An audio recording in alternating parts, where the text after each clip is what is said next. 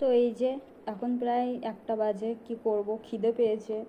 এখনো পর্যন্ত বর আসেনি, ওই কারণে খাচ্ছি না, কারণ একসাথেই খাবো আর কি।